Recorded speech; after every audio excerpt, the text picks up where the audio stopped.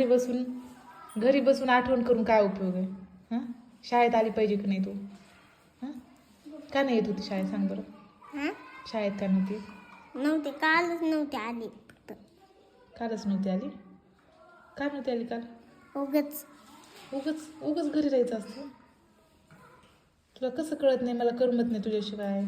तू शाळेत नाही आली की मला वाटतं वैष्णवी कुठं गेली असेल, का नसेल आली. हां, तुम्हाला गमत नाही माझ्याशिवाय? कुठं करमते मला? मग मी उगच तुला पाठवते का बोलवायला मुलांना? नाही.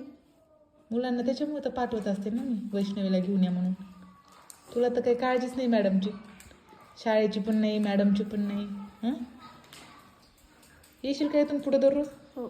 हां, राहू नको हा घरी. शाळेत आलं ना लिहिता वाचता येत असतं बेटा हळूहळू. म्हणजे सगळं हुशार होतंय. हां हुशार होतंय. हां, हुशार होते मग हळूहळू.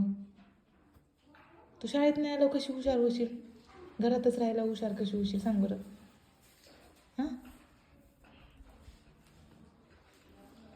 येते का मग आता इथून पुढं? हां, दररोज? मग हां, तू एक दिवस नाही आली तरी मला करमत नाही बरं. तुला करमतं का घरी? का? उगच. तुला पण आठवण येते का?